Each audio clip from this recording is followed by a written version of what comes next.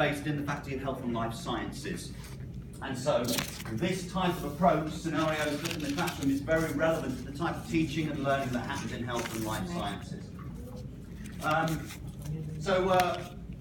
Looking at two different teaching and learning interventions, flipping the classroom and scenario-based approaches, and where technology can facilitate and effectively facilitate these approaches. So I'll be defining the approaches, talking a little bit about the pedagogy of those approaches, look at how technology works in those spaces, and also some of the challenges that are presented when we're trying to implement these types of approaches. And some of the challenges can be quite difficult challenges.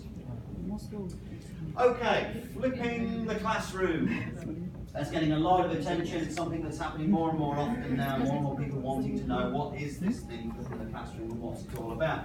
But I've got Sorry, more slowly, please. Oh, slowly, sorry. I do tend to, when I get energised to speak very quickly, I apologise. I will slow down. Well, we have a nice video to watch now anyway that will explain what flipping the classroom actually involves.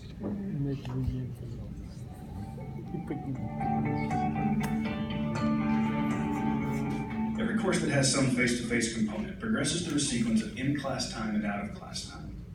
In a traditional lecture-based class, students are typically assigned material to study before coming to class, but then are expected to sit through a presentation that often covers similar content, and then assigned something to do for homework, usually on their own. In a flipped class, students have access to the instructor's lectures ahead of time, along with any other background material that they need, which frees up face-to-face time to let students seek clarification from instructors, collaborate with peers, and practice applying concepts while getting guidance and feedback directly from experts in the moment when it can help them most. This lets students leave class with an even greater collection of resources and a clearer awareness of what they need to focus on to close any gaps that remain in their learning. For more information on the flipped classroom and other teaching and learning resources, go to ctl.utexas.edu. So a nice bit of animation there that describes what flipping the classroom is all about. So, in brief, lectures that happen in the classroom environment are taken out of the lecture hall. Students engage with that lecture content prior to the lecture itself. That then frees up the lecture time in which students then engage in more active learning activities where they're exploring the content of that lecture in more detail. So it creates an active learning space rather than a passive learning space. So information attainment, when they're getting that new knowledge they would get from a lecture, happens outside the lecture, and then the knowledge generation happens inside the lecture hall where the lecture used to be. So that's the basic premise of flipping the classroom, removing the lecture from the lecture hall. Well, simple terms, we're shifting the classroom-based learning from a passive experience where somebody is talking at you and you're just making notes and trying to retain that knowledge, to an active experience where you're working on that knowledge and trying to actively explore it in more detail. So in this model, the classroom roles are being redefined. Students are becoming active learners rather than these passive information receptacles that we're just trying to fill up with information. We serve in instruction in the lecture model.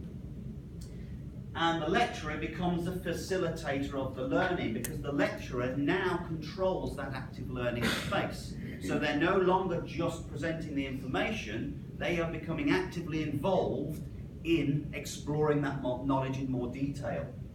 So they're giving up this front of the classroom position and becoming more engaged with the students in the learning space. So it's a changing of those different roles, and that can be challenging. So we have this lecture, and what we want to do is capture this lecture and allow students to engage with the lecture before they come into the classroom. And at DMU we have this thing called DM Replay that allows us to record those lectures. So I'll show you an example of what this looks like for the students. So we saw Heather make the recording, and now I'll show you what that recording looks like when students receive it. This resource has been developed to demonstrate some of the advanced functions of the DMU Replay system.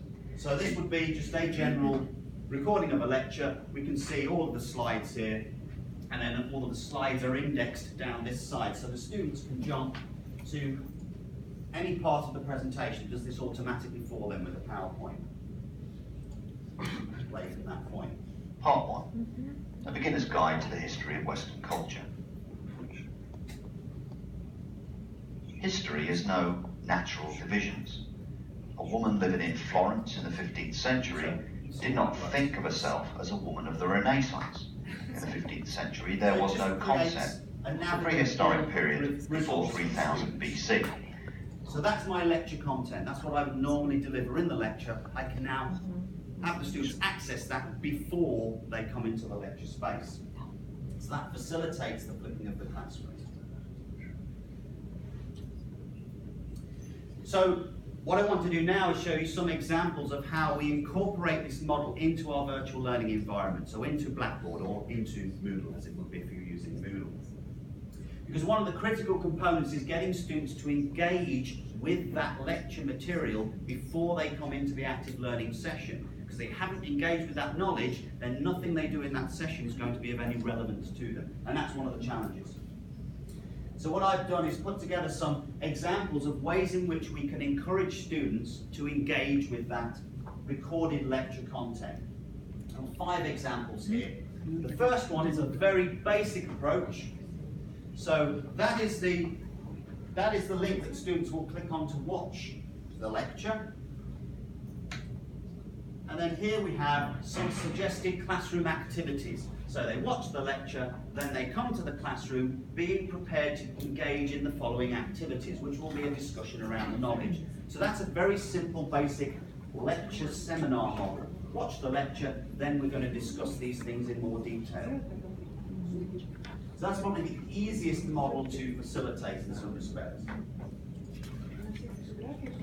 In this second version, we have the lecture recording, but in this bit here, we have a discussion forum, an online discussion forum for all students.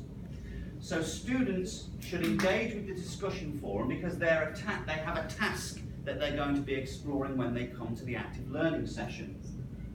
So they go into the discussion forum, they engage with the task, and then they engage in a discussion about the things they've been doing online in this discussion group. The advantage to that is the tutor can look at this online discussion group to see the types of things that the students are discussing, that they're thinking about, but also identify any students who haven't gone into the discussion forum yet. And then they can go to the students and say, you need to engage with that content. So you can see what's happening, what students are engaging prior to them coming to the session. So that can help to manage the engagement and drive the students to see that content. It also means that as a tutor, you can be prepared to see the things that you might be discussing with the students at the session because they're creating the themes that they want to talk about. And also you can see if there are any gaps, are there any themes that they're not looking to talk about, and that might be important knowledge that you can then raise at those sessions. So that's using a discussion forum for all students.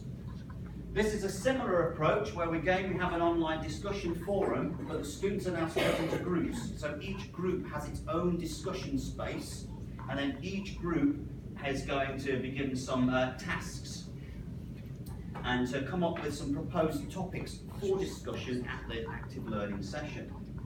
And so again, you're having students engage prior to the active learning lesson. As a tutor, you can then go in and see if the students are engaging with the discussion forum. And then you can also go in and you can identify the themes that we're going to be talking about, and so you can prepare as a tutor to support the students in the discussion of those themes.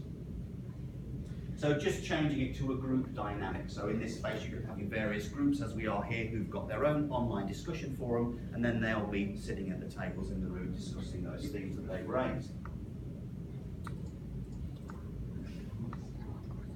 The fourth approach, a little bit more involved.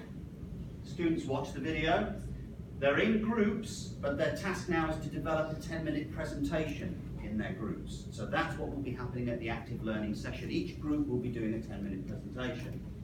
And what we've also added here is the students have an online wiki space in which they're going to develop their presentation, and they will use that wiki to deliver the presentation in the session.